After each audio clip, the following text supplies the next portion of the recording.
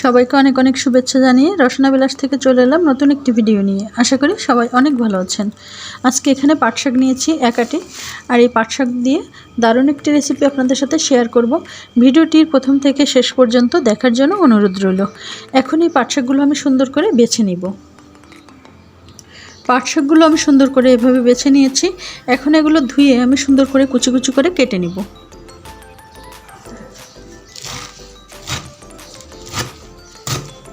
পাট শাকগুলো যতটা সম্ভব কুচি কুচি করে আমি এভাবে কেটে নিব। এখানে আমি 1 কাপ খেসারির ডাল নিয়েছি। আপনাদের কাছে মসুর ডাল থাকলে মসুর ডাল দিয়েও করলে অনেক ভালো হবে। আমার কাছে খেসার ডাল ছিল, তাই আমি খেসারির ডাল নিয়েছি। আর ডালটা আমি আধ ঘন্টা পানিতে ভিজিয়ে রেখেছিলাম। এখন ভালো করে আমি ধুয়ে নিয়েছি। এখন এগুলো আমি ভালো করে ব্লেন্ডার জারে দিয়ে ব্লেন্ড করে নিব, কিন্তু একেবারে মিহিভাবে ব্লেন্ড করব না। সাথে আমি কিছু কাঁচামরিচ দিয়ে দেব, আর একসঙ্গে এগুলো ব্লেন্ড করে নিব। একটি বলে আমি পাট শাক কুচি নিয়ে নিয়েছি। এখন এর মধ্যে দিয়ে দেব আমি 1/2 কাপ পরিমাণ চালের গুঁড়ি। এখানে আমি আতপ চালের গুঁড়ি ব্যবহার করছি। এখন এর মধ্যে দিয়ে দেব 1/2 কাপ পেঁয়াজ কুচি, আর 4-5টি কাঁচামরিচ আমি এখানে কুচি করে নিয়েছি। সবগুলোই দিয়ে দেব। দিয়ে দেব স্বাদ অনুযায়ী লবণ। এখন দিয়ে দেব 1/2 চামচের কম হলুদের গুঁড়া। দিয়ে দেব 1/2 চামচ এখানে রসুন বাটা।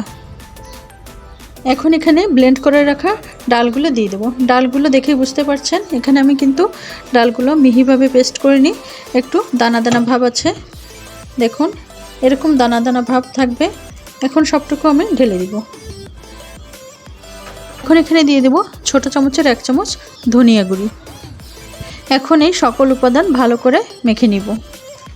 কোনো রকম কিন্তু পানি ব্যবহার করা যাবে না। 2 থেকে 3 মিনিট সময় নিয়ে আমি ভালো করে এটি মেখে নিয়েছি। এখন চলুন রান্নায় চলে যাই। চুলে একটি কড়াই দিয়েছি, আর দিয়েছি পরিমাণ মতো তেল। এখন যে মিশ্রণ আমি তৈরি করে রেখেছিলাম, পাট শাকের যে মিশ্রণ তৈরি করে রেখেছিলাম, তার থেকে কিছু অংশ নিয়ে এরকম চপের মতো শেপ দিয়ে কিংবা পাকোড়ার মতো শেপ দিয়ে দিচ্ছি। এখন দিয়ে দেব কড়াই। চুলার আঁচটি এর সময় মিডিয়াম থেকে একটু কম করে দিতে হবে, তা না হলে কিন্তু পুড়ে যাবে। পাট শাক আমাদের শরীরের জন্য ভীষণ উপকারী। গরমের দিনে কিন্তু পাট শাক দিয়ে বিভিন্ন ধরনের রেসিপি তৈরি করা যায়। আর পাট শাকের এই চপ দুপুরে গরম ভাতের সাথে খেতে কিন্তু ভীষণ মজা লাগে। ট্রাই করে দেখতে পারেন, আশা করি সকলের ভালো লাগবে। আমার রেসিপিগুলো যদি আপনাদের কাছে ভালো লেগে থাকে তাহলে অবশ্যই লাইক, কমেন্ট, শেয়ার করবেন এবং আমার ইউটিউব চ্যানেলটি সাবস্ক্রাইব করে আমার পাশে থাকবেন। পাট শাকের এই চপটি কিন্তু ডুবো তেলে ভাজার কোনো প্রয়োজন নেই, অল্প তেলেই কিন্তু ভেজে নেওয়া যায়, আর খেতে কিন্তু অনেক ভালো লাগে। আজকে এখানে আমি সরিষার তেল দিয়ে ভাজতেছি চপগুলি, এজন্য একটু ফেনা ফেনা হয়েছে। আপনাদের কাছে যে তেল থাকবে, সয়াবিন তেল, সরিষার তেল, যে কোনো তেল দিয়ে কিন্তু এই চপটি ভেজে নেওয়া যাবে। চপগুলো একবার ভাজা হয়ে গেছে, আমি একটু উল্টিয়ে দিব।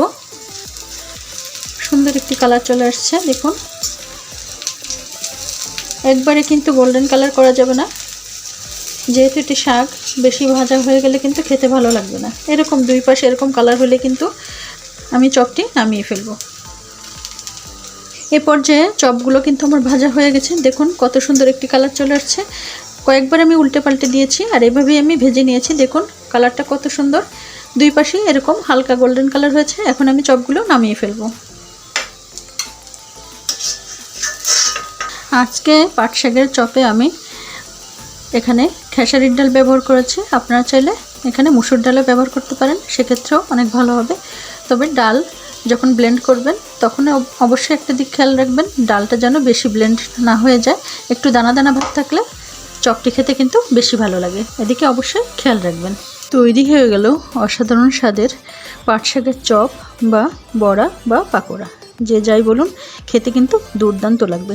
দুপুরের গরম ভাতের সাথে সেই মজা, সেই স্বাদ। যারা পাট শাক খেতে পছন্দ করেন না, তাদেরকে কিন্তু এইভাবে একবার হলেও রেসিপিটি এইভাবে ট্রাই করে দিতে পারেন। আশা করি খেতে কিন্তু মন্দ লাগবে না।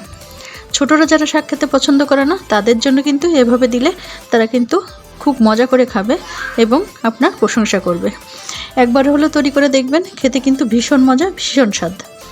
তৈরি করুন আর অবশ্যই কমেন্ট করে জানান কেমন লাগলো। ভালো থাকবেন, সুস্থ থাকবেন।